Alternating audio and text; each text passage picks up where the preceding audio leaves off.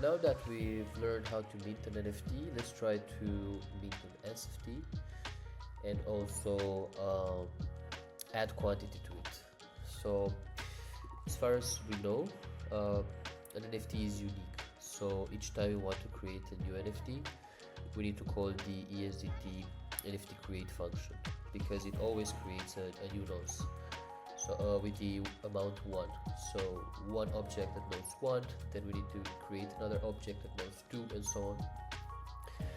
For an SFT, we can basically create an SFT with the ESDT NFTCreate function, so the same function, and we create the nodes, and then for each nodes we can go further and add quantity to that nodes, so we can make like 10 objects for a specific nodes under the same token ID. So that means that logically for this we're going to need only the NFTCreate role, but for this we're going to need an NFTCreate to create nodes, and then an NFTAddQuantity role to actually modify the quantity per nodes. So that means we can actually create our SFT using the mint NFT endpoint that we have now, because it uses the same function, but we need to add a new function that can help us add quantity to it. So let's try to do that first. Alright, let's name it add quantity,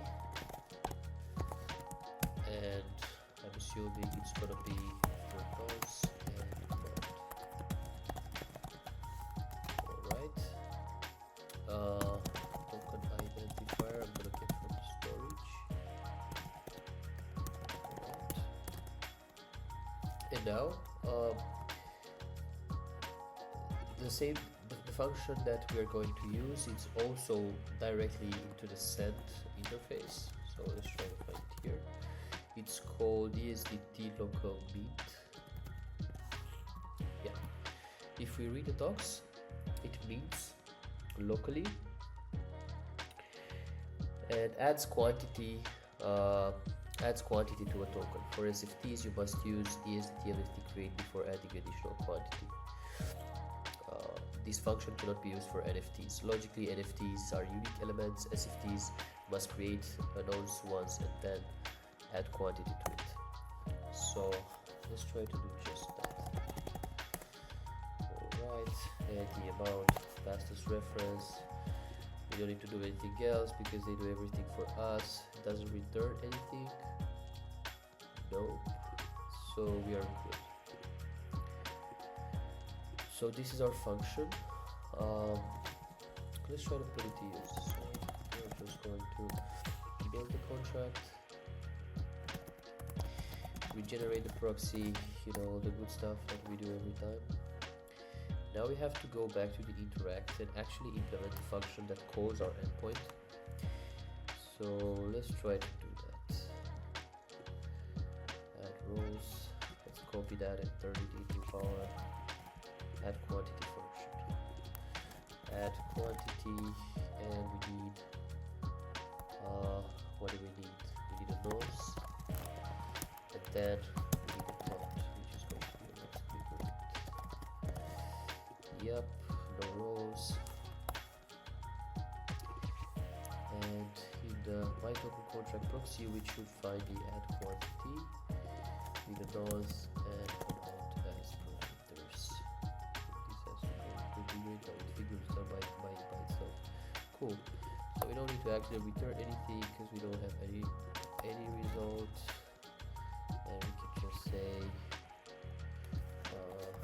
quantity added.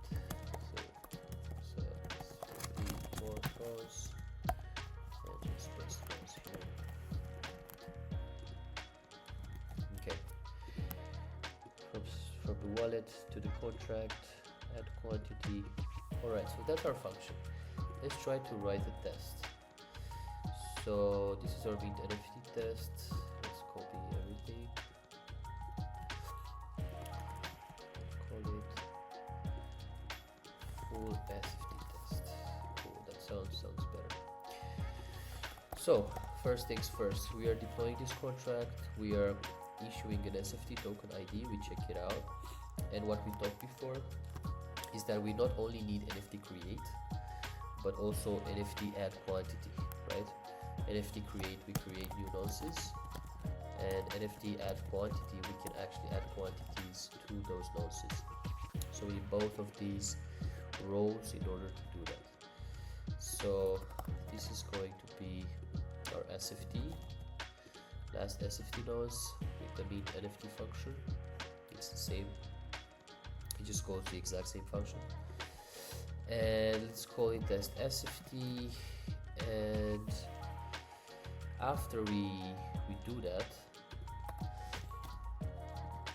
we will try to add quantity to those last SFT nodes, and let's just add like 545.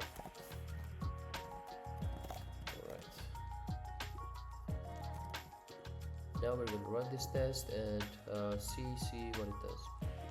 So our test actually ran successfully. That's amazing. We can watch every step,